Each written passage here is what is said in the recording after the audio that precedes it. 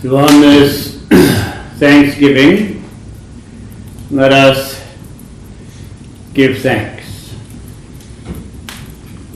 So take some time to establish your awareness in your body and bring forth feelings of gratitude.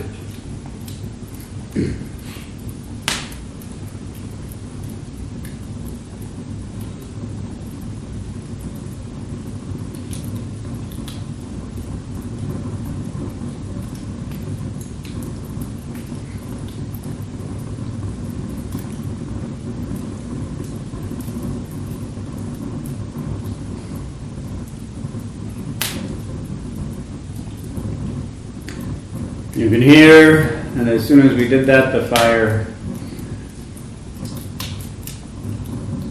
burst forth with energy, just like us.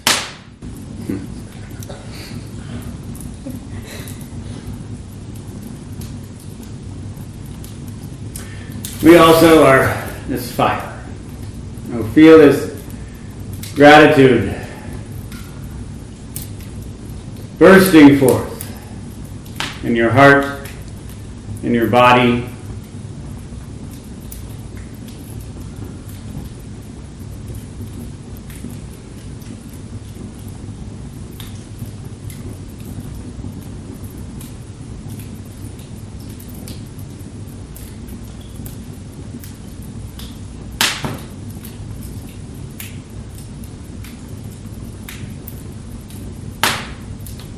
Just like the energy of the sun that was caught up in these hard, heavy, cold logs.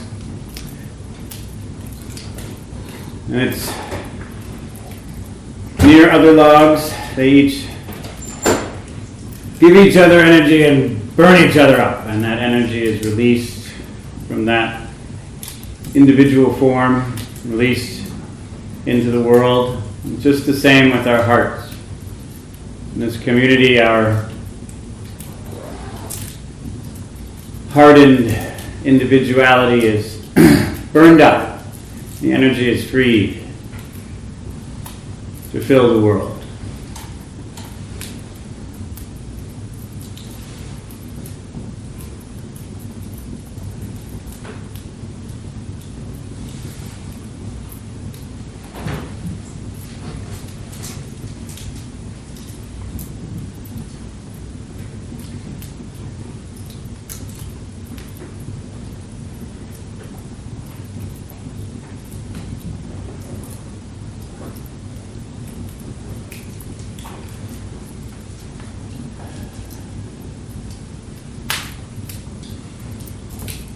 Feel it. Allow yourself to feel it. It's okay to feel it. Feel the gratitude catching fire.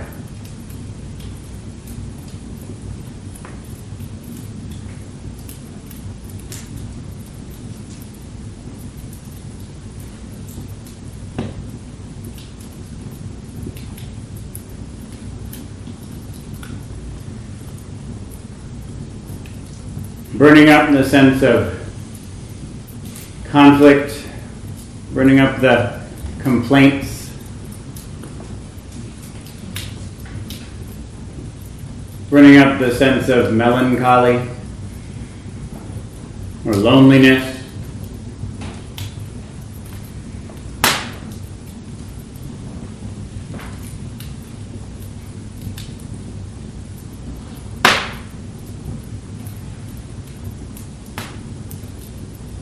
Gratitude filling your heart, your body, the room, the world.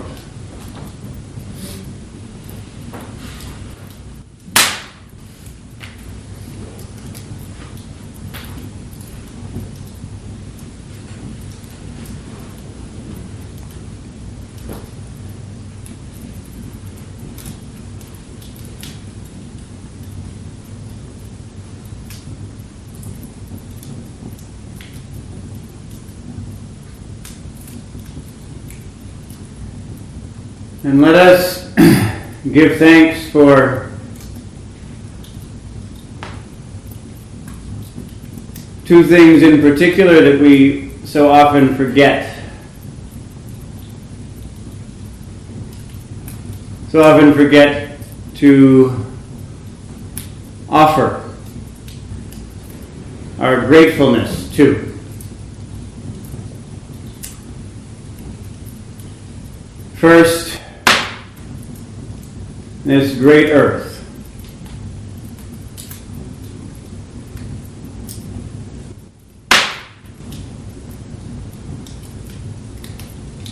The astonishing miracle, inconceivable miracle of each of these snowflakes falling.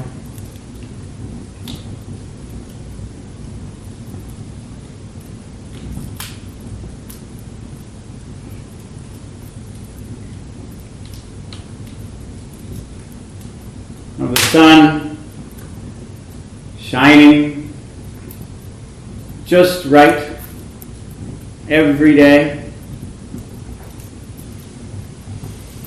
without fail. Each tree out there surrounding this house, each tree giving us life, giving us oxygen,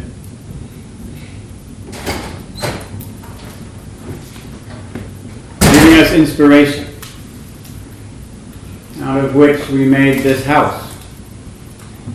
All the trees surrounding us here that we made use of to build this house. The trees that allowed us to breathe so that we could live in it.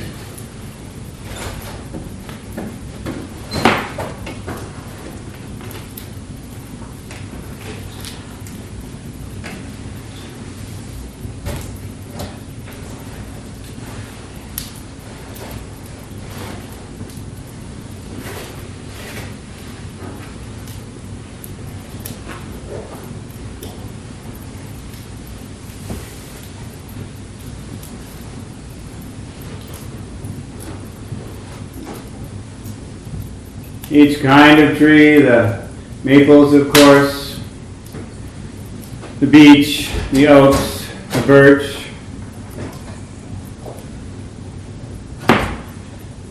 the pine, hemlock, fir,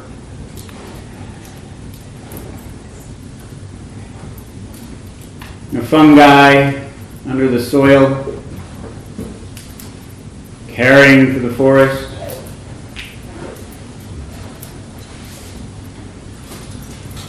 The mice, the moles, the rabbits, the raccoons, the snakes and frogs, turtles, so quiet at this time of year.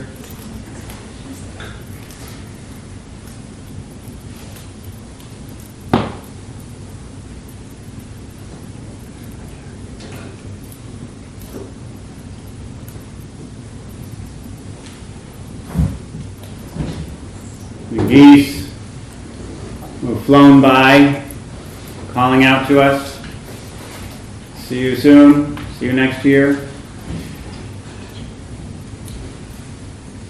The woodcock, the partridge, filling the woods with the beating of their wings. The deer, the moose, the fox, the bobcat, coyote.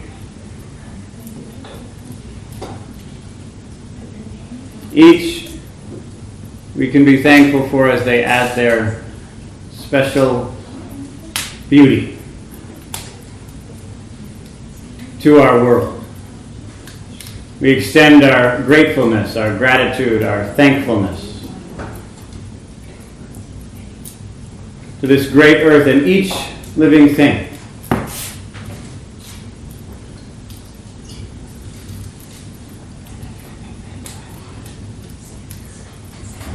all living things.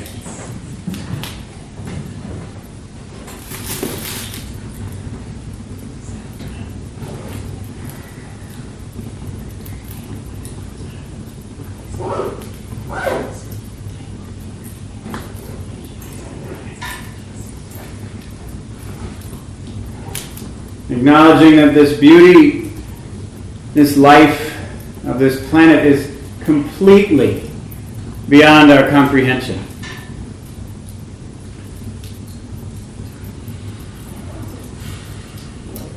It doesn't fit into the human mind. And yet we are allowed to perceive it, to be a part of it, to love, and to be cared for. Right now. And again now. And again now. And each day.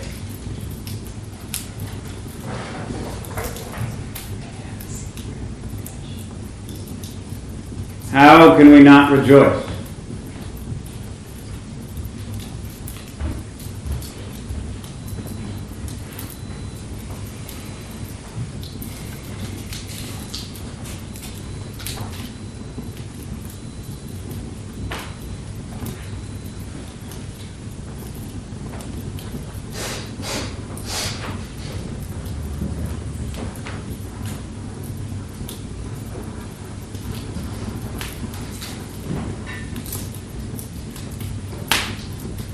So fortunate to receive these precious gifts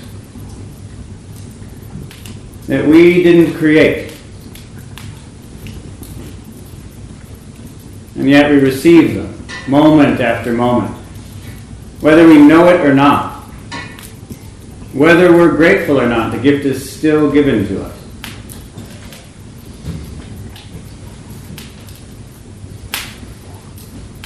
And so let us take some time to feel gratitude for this first miraculous gift, the gift of this great earth and all living things living with us.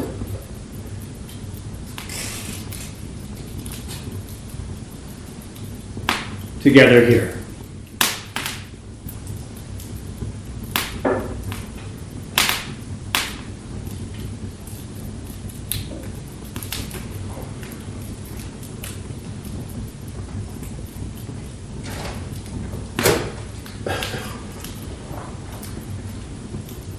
And now, let us give thanks for life itself. Life itself. This very life flowing through our bodies right now. Somehow allowing us to breathe and move and see and hear and understand. This very life right here.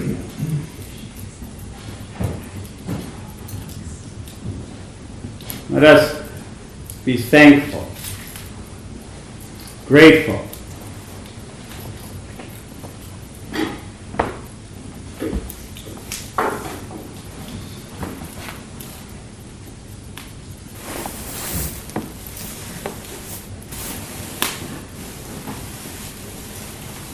And if we're happy, it's because this life is flowing through us. And if we're sad, it's because this life is flowing through us. And if we're giving thanks, it's with this life that we give thanks. And if we're complaining, it's with this life that we complain. However we use it, it's given moment after moment. From where?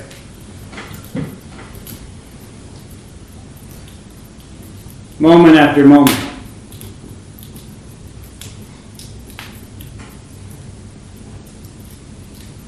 And as we give thanks for this, we experience the great joy of just being alive.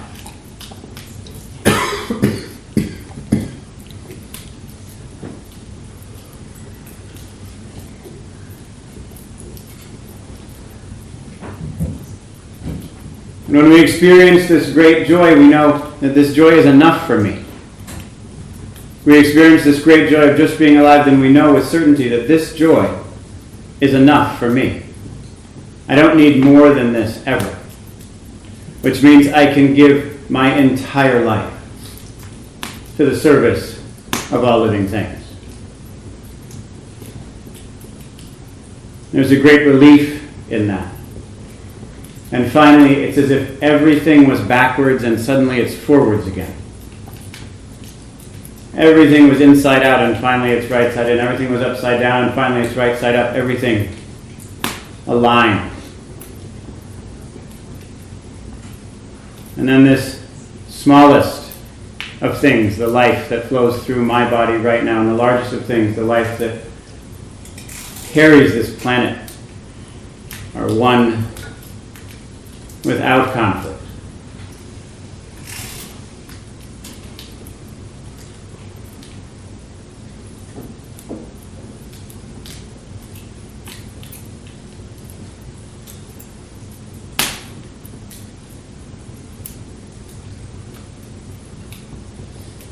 This is called love.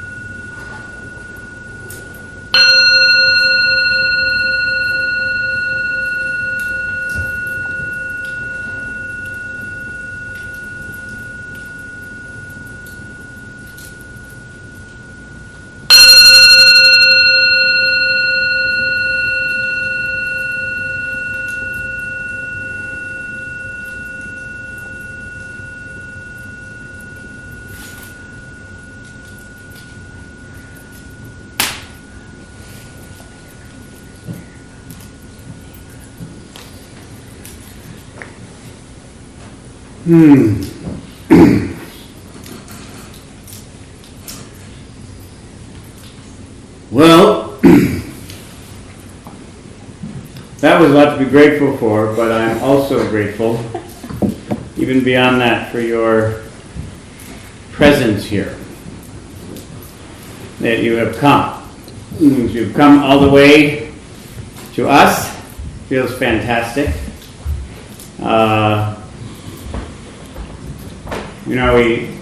We put a lot of work into building this place. And that work is given much more meaning when you're in it, when you're in this space.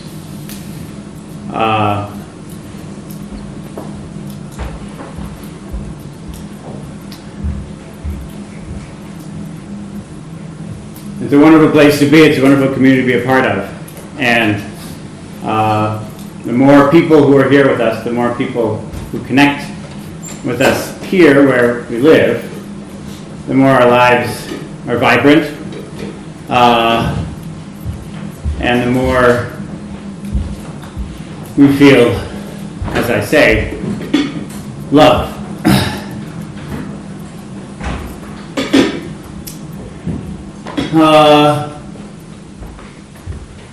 So, as you know, here we are up in northern Vermont, and we do a lot of meditation here, which we just did.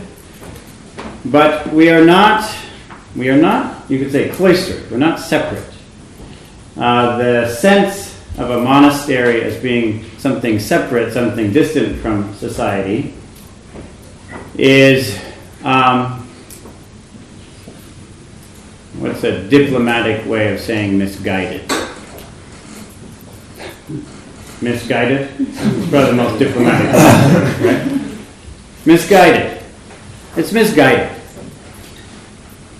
This place, right here, is at the center of the world. We live at the center of the world. Right now, you're at the center of the world. Yes? You arrived at the center of the world. That's where we are right now. Of course, when you leave, if you leave, which you don't have to, but assuming that you leave, you will go somewhere else. Yes? And that will also be the center of the world. But right now, you're at the center of the world. And you're all aware of that, right? Yes? Yes. If you have a...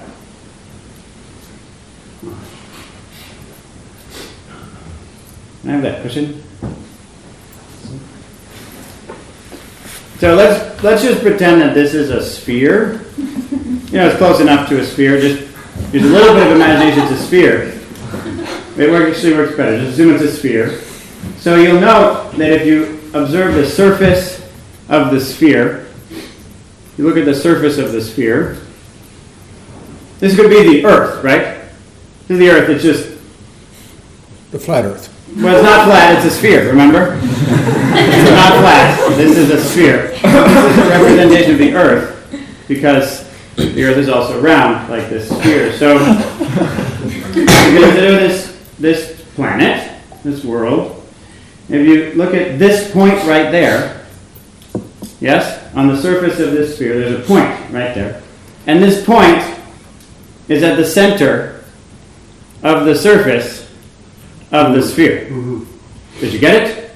Who else got that? Okay, I'll say it again. There's another point right here.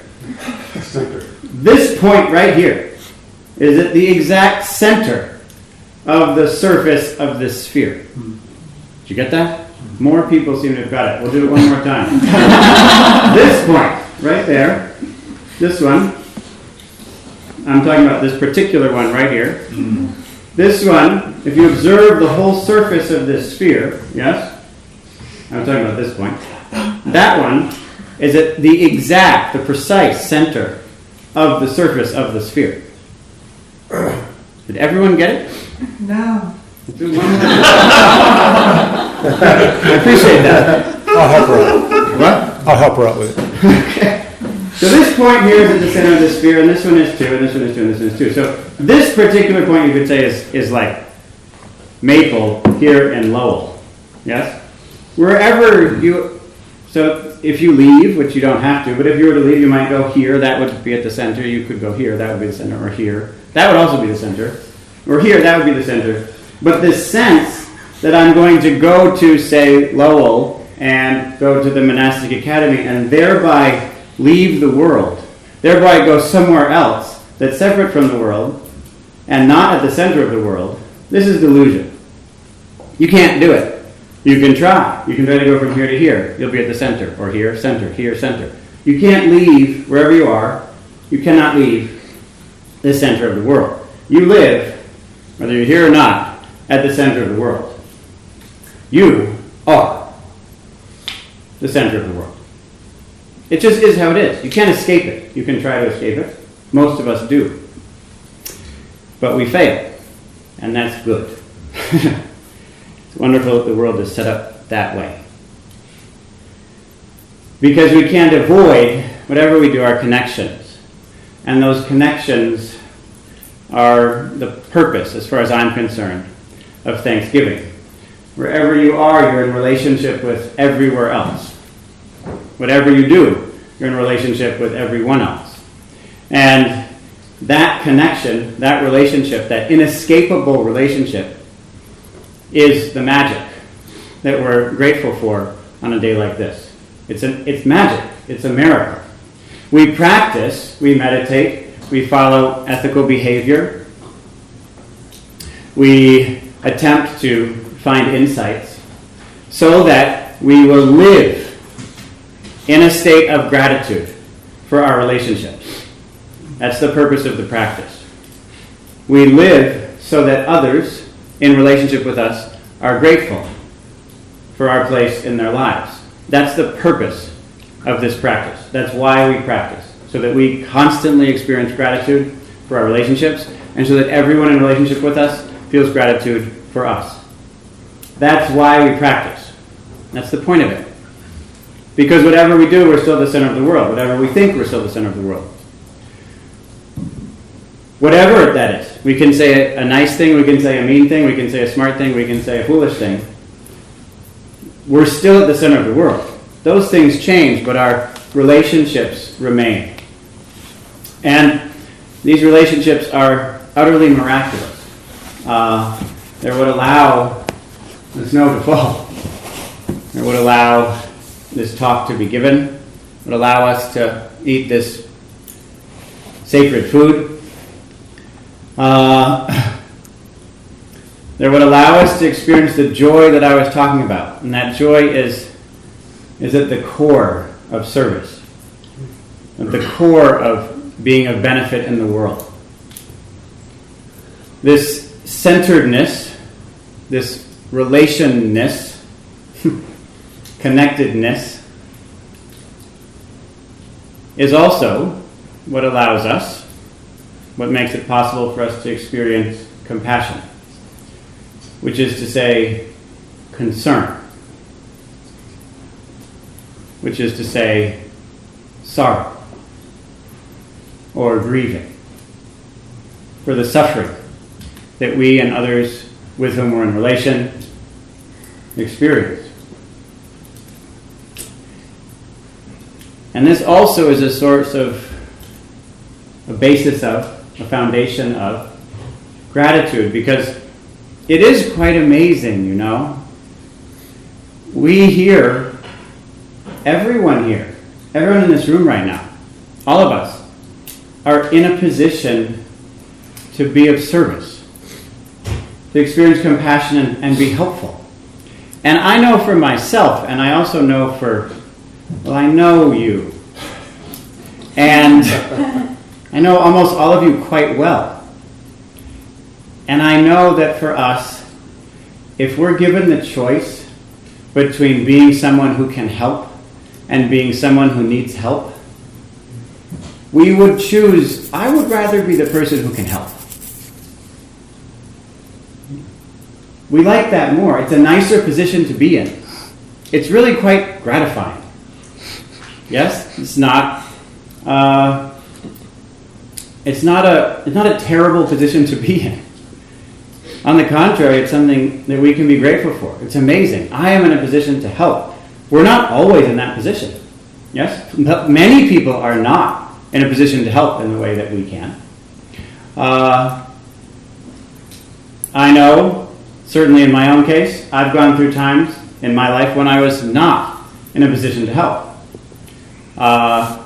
When I was in such horrible suffering that there is no way that I could offer my energy, my attention to anyone else. It was impossible. At these times, I didn't look anything like what I or you look like right now. Yes? We can be weeping, wailing, writhing, or worse. Yes? We can be striking out, causing injury, because we're so desperate. We don't have control over ourselves anymore. And at those times, we need help. Other times, we're just so weak. We're just completely weak and vulnerable, wasted, exhausted, crushed. Again, I know most of you quite well, and I know for many of you, you have been through what I'm describing. And I suspect that perhaps everyone in this room has at times been in such a situation. Perhaps not, I'm not certain, but perhaps all of us have. In any case, many of us have. And yet, we move through that somehow. Somehow we move through that. This is, again, miraculous. As I said previously, I look back on my life and sometimes I don't know how I did it. I don't know how I survived it. And I look at many of you, and I know that the same is true. It's incredible that we get through this. But we do somehow, and then we're through it, and we didn't like to be in that position. We were not happy to be in that position, and somehow, however it was, we used lots of different methods, but somehow we got out of it. We did move through it, and here we are. And we're suddenly, having moved through that, in a position to be of service. We have this life, and it can be directed to compassion. This is extraordinary. To have the ability, the luxury of giving our lives for the benefit of ourselves, of course, and also others, all beings. This is extraordinary. Not everyone is in that position right now. Not everyone is in that position. And yet, here we are. For now. Let's face it, we don't know how long it will last. We don't. Things could change very quickly. As many of us have seen in our own lives. Things can change very quickly. You thought you had it all under control. Thought you had it all figured out. Yes? The situation seems to be going pretty good. You got the thing you wanted. And you're miserable. I was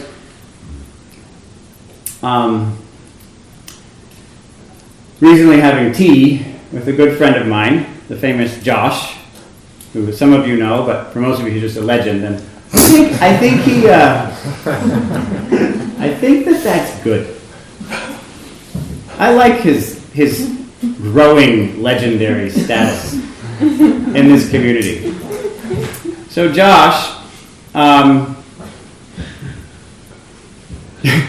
was telling me about someone he knows who, what was that? What? Somebody said. We know Josh.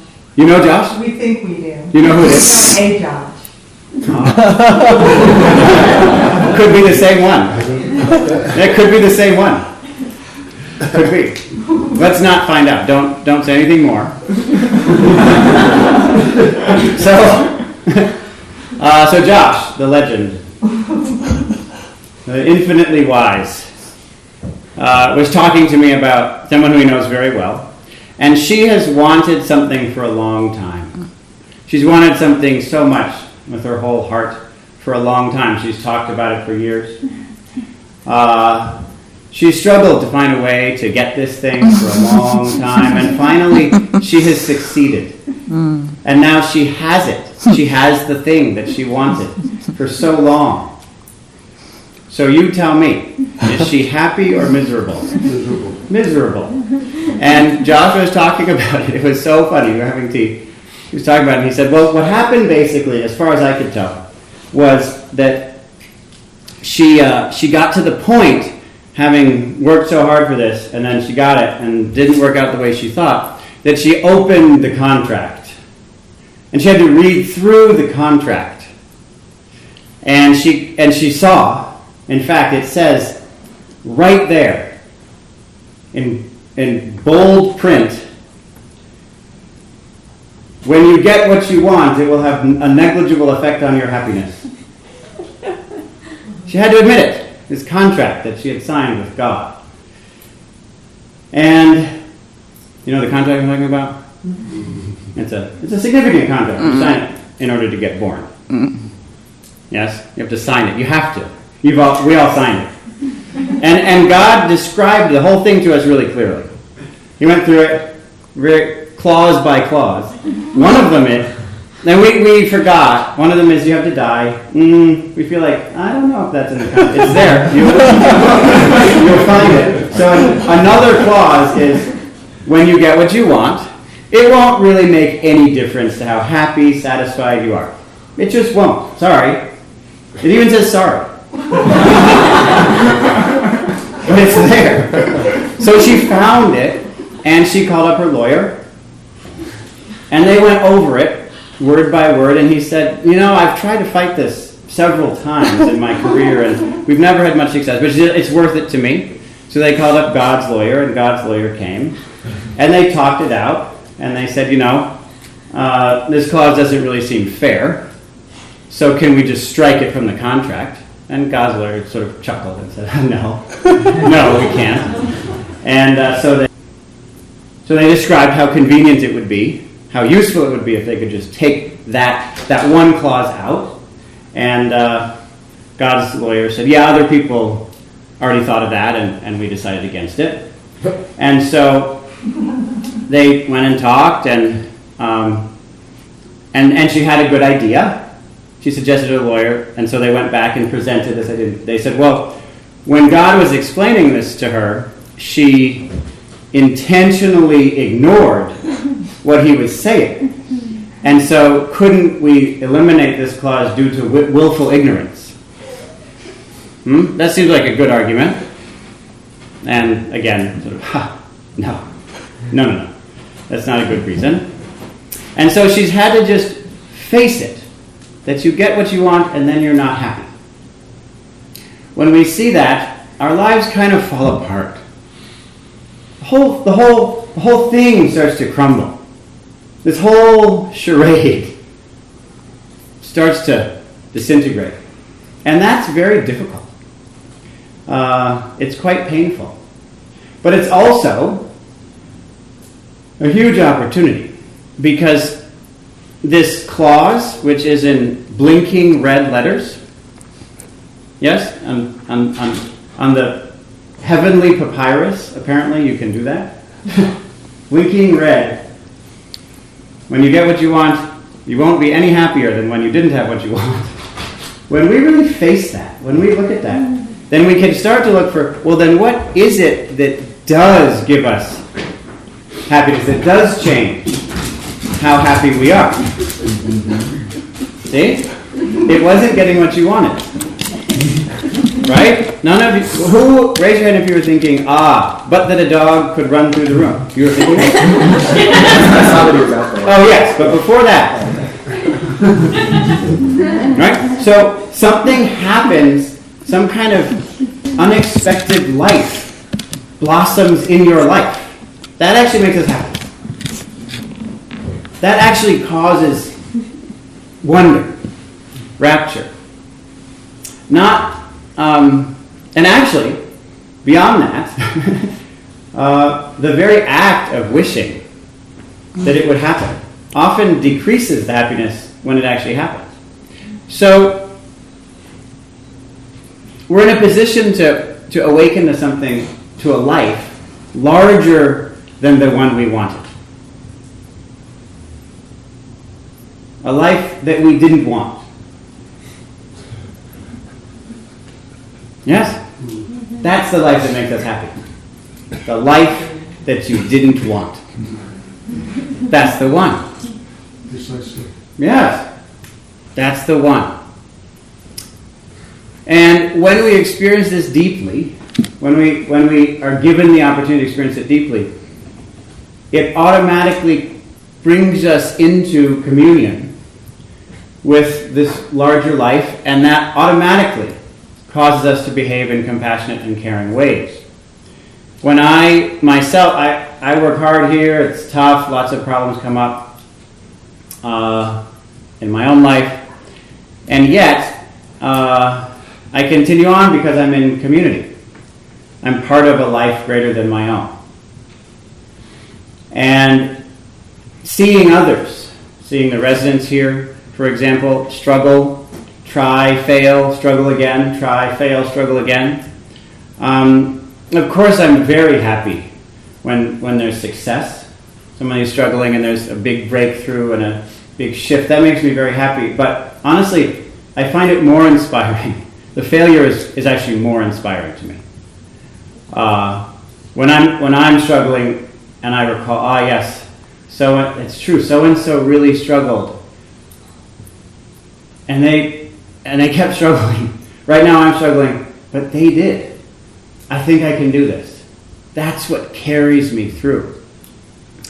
So this connection, this direct connection with a life, a community, for example, greater than our own, inspires us while we're trying to go to sleep at night and we're having trouble.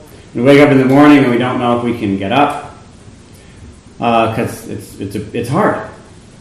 At those times, the people who we're connected to, our friends, carry us through. And in particular for me, those people who throw themselves into caring for life on earth. If there's any one thing that's made me feel lonely in my life, that has hurt me more than anything else, this loneliness that has torn my heart apart. If there's anything that's been the hardest struggle for me, it's feeling alone in caring for this beautiful planet.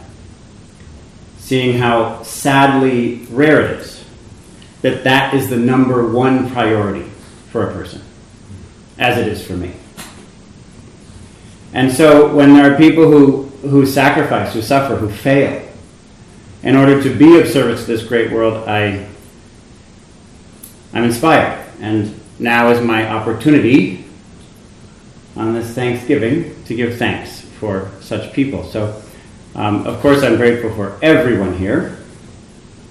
All of you carry me through. All of you inspire me. But in particular, I'd like to ask Jennifer and Vienna, would you mind coming up? Come up here, please. You can just stand or sit on either side of me. And we have one more. Christian, would you like to stand or sit? I can sit. Want a cushion? I can just sit. Okay, good. Great. Like a little kid. Great, yeah, you are. So these two leaders in our community give me great happiness, great inspiration. For me, I'm very worried about a few problems on the planet, and the two that are most concerning to me are nuclear war and global warming. These are very difficult problems to solve. And when we try to solve them, we accept that we may fail. That everything we just felt gratitude for could vanish, is vanishing. Much of it has already vanished. And so we take on this vast, well, I don't know another word for it. Sorry if this isn't diplomatic enough, but this vast evil of human greed, human hate, human ignorance. We take it on, and we do everything we can. And so in terms of nuclear proliferation, actually, in this particular case, but nuclear war in general, Jennifer has thrown herself in connection together with me, but trying to give her as much support as I can to saving the world from this insanity. And for that, I'm very grateful. It keeps me going.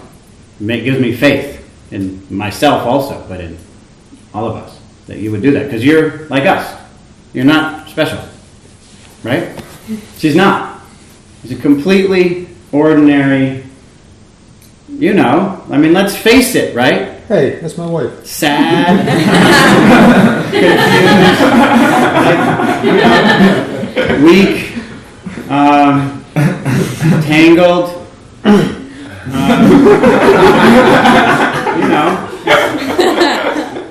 melancholy, broken person, right? Just like all the rest of us here. And yet, here she goes. That's inspiring. If she were perfect, it wouldn't be nearly as inspiring. That'd be easy then. It wouldn't give me any hope if she were perfect, because then that says nothing about me. Doesn't give me any faith in myself. But here she goes. She just keeps doing it, trying to make a difference. And Vienna, for the issue of global warming, has literally sacrificed everything. Vienna, just so you know, is all the things I just said, messed up in all those ways. it's also, she could, like many of us, but just so you know, you don't know her, so I just have to tell you, she could do anything. I mean, this is one of the smartest people alive. It's true, sorry. And she could do anything. She could be rich, she could be powerful, and she has literally risked her life for this cause, and has literally given up everything for it.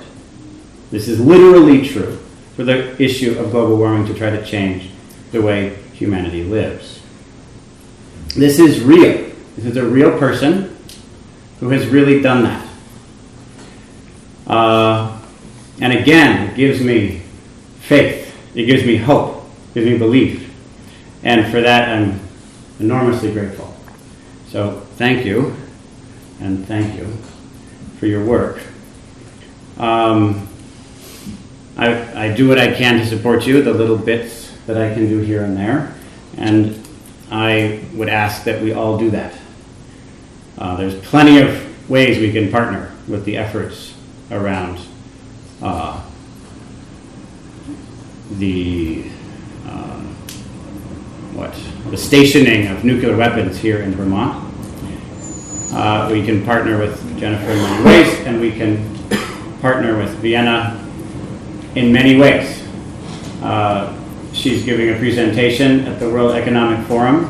I mean, that's who we're talking about. We're talking about someone who has been invited to present at the World Economic Forum. Okay? That's what she's doing in a month or two. When? End of January. And she's her project is, how do you transform the world economy? And right? Yeah. So that it doesn't destroy the world, doesn't destroy life on Earth. And the basis of that project is this community, is us. We are, right? I mean, she could have done anything, and she chose, of everything in the world, this community to be the beginning of this vast global shift in the way we maintain an economy. Because we are the people who are creating a culture that cares for life on Earth. And without that culture, you can't create a new economic system. Without that system, you can't create a new financial system. And the financial system is what's destroying the world. So she is starting at the root of the issue, and is hoping within a matter of years. And you might, and it's a very practical project. You'll be, given everything I've said, you might feel depressed when you see the actual thing. It's true. But don't worry, she's not satisfied. But you just have to start somewhere.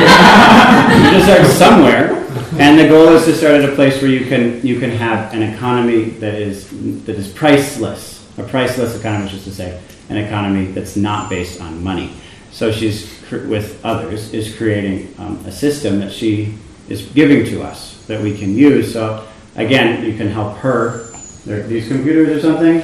Yeah, we're going to set them up in the... Perfect. So you can participate in this. I'm not going to explain anything more about it. You'll work it out.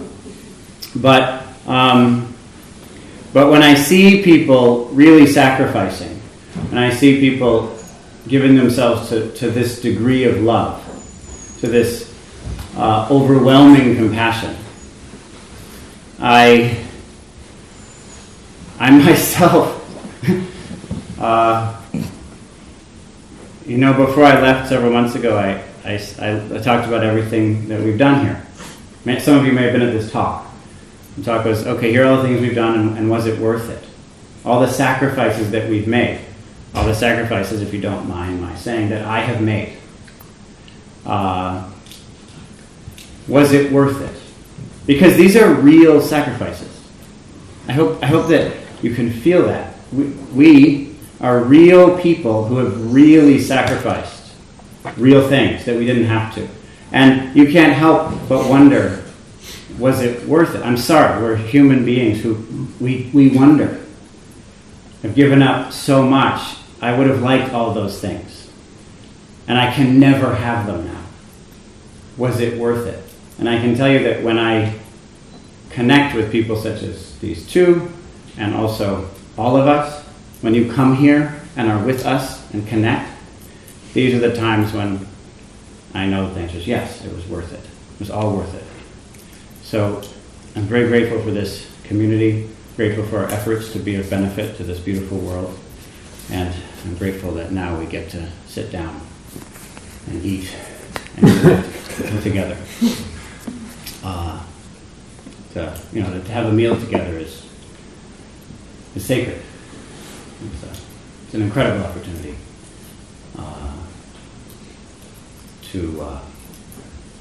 that's what this day is about. Somehow, for some reason, we get to eat. Not everyone today is eating, and yet here we are together in peace. Now, even those who are eating, not all of them are at peace. They're not in a peaceful place. And yet here we are somehow, for now. We don't know how long it'll last, but for now, we're at peace here. We have food today. We have friendship now. It's incredible. So I'm very glad to be here with you, and I admire and I'm grateful for, and I love all of you.